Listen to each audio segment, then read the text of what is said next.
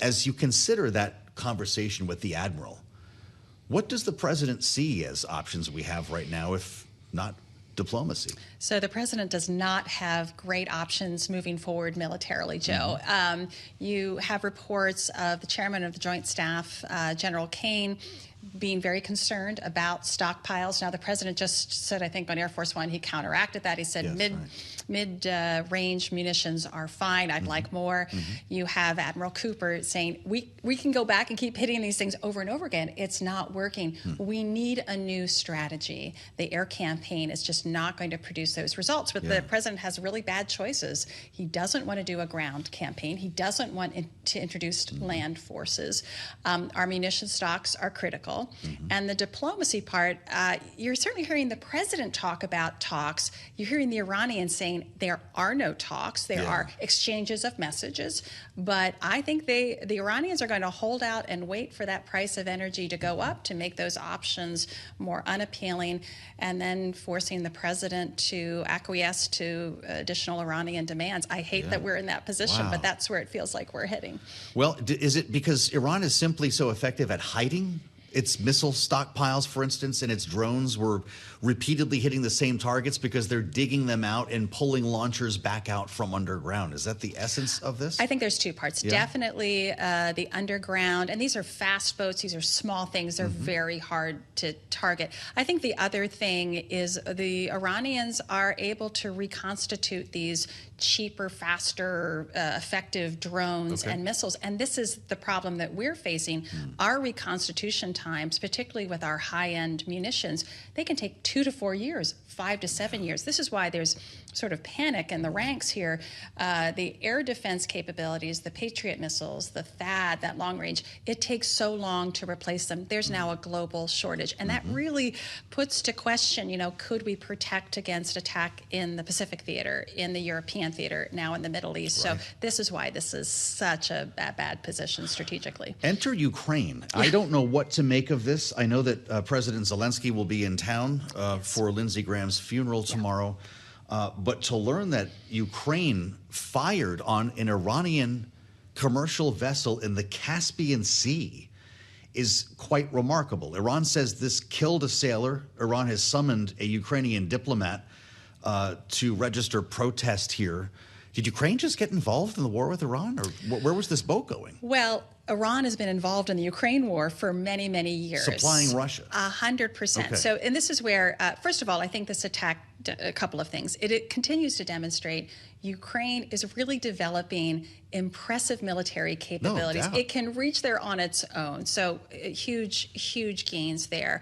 I think on the eve before President Zelenskyy does come to Washington, he'll meet with President Trump, attend Senator Graham's funeral. You know, President Zelenskyy saying, I have some cards to play here. I can be of assistance to you. Wow. And then the third is, honestly, as what Zelenskyy has been saying all along, the conflict in Ukraine is the demonstration of this axis of evil we were talking about before we came online. You have now suggestions that North Korea is going to introduce 30,000 troops on the Russian side to fight in the war in Ukraine.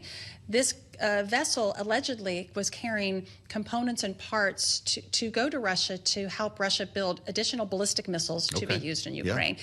You have China providing intelligence components potentially to Russia. So all of these are interconnected. You cannot separate one theater out. So this was a really, I think, it hit all of those themes of Ukraine's really producing some serious weaponry that we, I think, hopefully can gain access to.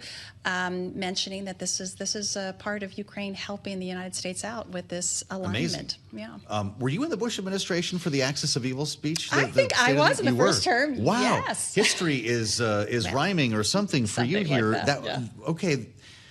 This is brilliant politics on Zelensky's part, right? He can come here and say, hey, NATO's not helping you out, but I am. Yeah. Does the president say thank you?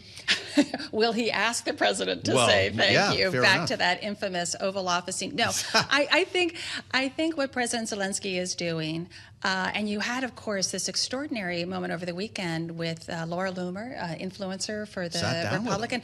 She's just transformed her view on Ukraine. You have, the U.S. Army co-production of Ukrainian drones, the license for the Patriot missiles, the meeting that happened at the NATO summit.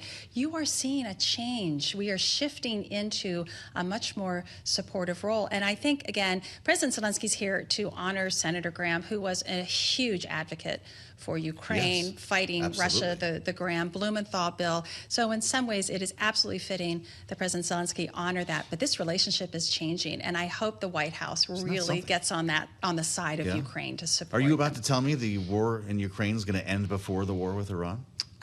No, both are going to continue to endure. And they're similar because both sides are in really for survival mode. I mean, we have to watch Russia's escalation. You're starting to now see that Putin is feeling the effects of both the Ukrainian strikes. If the sanction bill goes into place, it's more of a tariff bill than a sanctions bill, but that could add additional pressure. There's some movement there that I think we need to watch. And Russia and Iran are similar. They also want to press huge advantage right now and are helping each other do that. So unfortunately, I think both are going to continue on for the foreseeable future. Hope not, but that's the way it feels. Pretty interesting to see the president's posts on Truth Social from over the weekend. To your point, he indicated that we were in deep talks with Iran. They've suggested otherwise. The imagery he's posting on social media would not indicate someone who's advancing to the peace table. There was one AI-generated image, one that portrayed a strike on Karg, as it said. A different image showed the president on the helm of a naval ship wearing a hat that says FAFO. Another, he's on board an Iranian oil tanker with the American flag, and it says, "It's our oil tanker now." Does this stuff resonate, the bravado resonate in Tehran?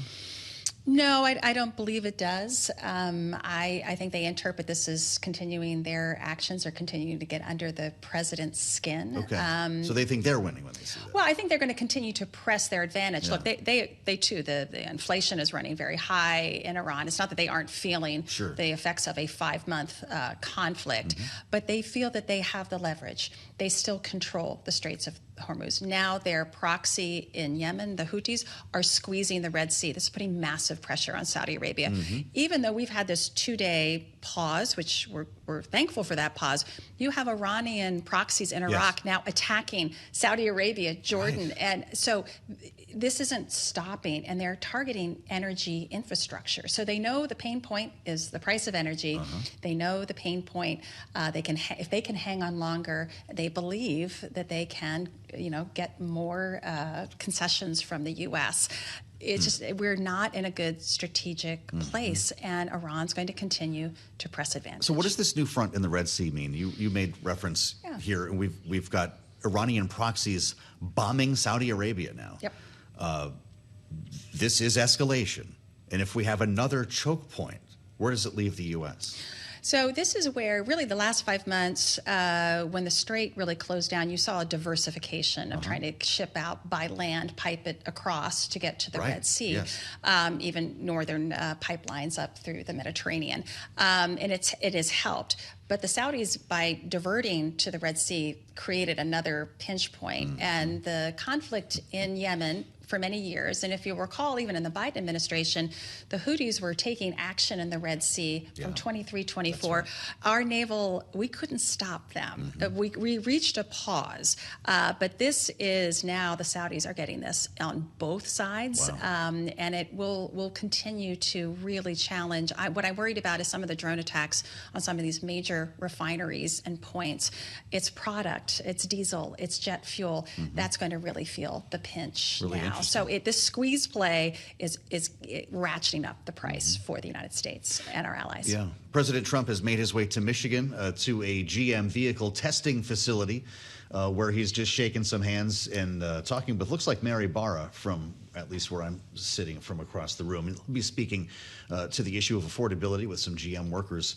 a little bit later on here, indeed. Spending some time with the CEO of General Motors, which had a stronger than expected beat and raise quarter last week, and the stock has been chugging higher. This attention from the president today might well help the president in his effort to convince folks that affordability is the issue on his mind. As we consider the impact here, you're talking about the pipelines, Heather Conley, across Saudi Arabia. I think it was Javier Blas who tweeted over the weekend, they need a bypass for the bypass now. I don't know if you can pipe around now 2 choke points. And so as we look at $4.11, these prices could keep going higher.